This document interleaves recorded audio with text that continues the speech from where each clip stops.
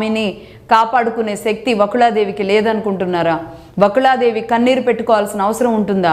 స్వామికి ఆ కెమికల్ ఆయన తిన్నారు అని మీరు భావిస్తున్నారా? ఆ జంతుకోవు మీరు స్వామివారు తినుంటారని భావిస్తున్నారా?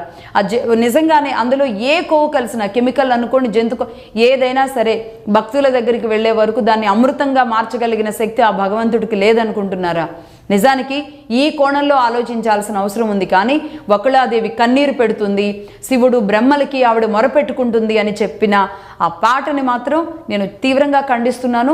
అది సరైన విధానం కాదు. అది భక్తుల మనోభావాలని, హిందుత్వ మనోభావాలని, సనాతన ధర్మం మీద ఒక చెడు ముద్రని వేసేలాగా అయితే అది ఉంది. ఎక్కడ వకుళమాత కన్నీరు పెడుతుంది అనే చెప్పడం మాత్రం, స్వామివారు ఇబ్బంది పడుతున్నారు అని చెప్పడం మాత్రం అది శుద్ధ అబద్ధమే అవుతుంది. ఎంత గరళాన్ని తీసుకువెళ్ళి ఆ లడ్డులో కలిపినా దాన్ని అమృతంగా మార్చగలిగిన శక్తి ఆ దేవదేవుడికి ఉంది. ఎలా అయితే తనని తన భక్తుల్ని కాపాడుకుంటాడో, అంతేగాని మీరు కెమికల్ కలిపినంత మాత్రాన అది కెమికల్గా అది మారుతుంది అని అయితే నేనైతే నమ్మను. నాలాంటి వాళ్ళు స్వామివారిని విశ్వసించే ఎవరూ నమ్మరు. కాబట్టి దీన్ని ఇంకా ఈ భక్తుల మనోభావాలతో ముడిపెట్టే విధంగా కాకుండా ఈ ముడి తీసేసి ప్రశాంతంగా ముందుకు తీసుకువెళ్ళి ప్రభుత్వం తీసుకోవాల్సిన చర్యలు ఇక నుంచి, అంటే జగన్మోహన్ రెడ్డి గారి సమయంలో జరిగిన కల్తీ ఇది. ఆ తర్వాత చంద్రబాబు నాయుడు గారు దీన్ని ఒక చరిత్రాత్మకంగా ఇక నుంచి నెయ్యికి సంబంధించి కల్తీ జరగదు అని చెప్పడానికి ప్రతి ట్యాంకర్కి సంబంధించిన రిపోర్ట్ని ప్రజాక్షేత్రంలో పెడుతున్నారు, ప్రజల ముందు పెడుతున్నారు ఒక రిపోర్ట్ రూపంలో. కాబట్టి తరతరాలకి మళ్ళీ చెబుతున్నాను, ఒక 30 సంవత్సరాల తర్వాత, 40 సంవత్సరాల తర్వాత, 100 సంవత్సరాల తర్వాత అయినా సరే ఆ తరం వాళ్ళు గుర్తించేలాగా, ఆనాడు జగన్మోహన్ రెడ్డి గారు అని ఒక ఆయన ఉన్నారు, ఆయన కాలంలో ఒక నష్టం జరిగింది, స్వామివారికే కల్తీ జరిపి లాంటిది పెట్టారు, దాన్ని ప్రూవ్ కూడా చేశాము.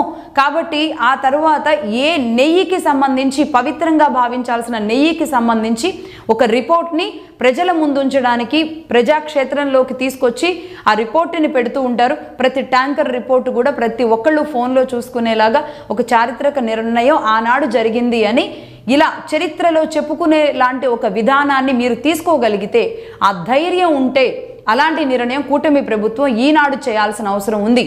అంటే ఈ పొరపాటు జరిగిందని చెప్పడం కాదు, ఈ పొరపాటుని మీరు ఎలా సరిదిద్దుతున్నారు?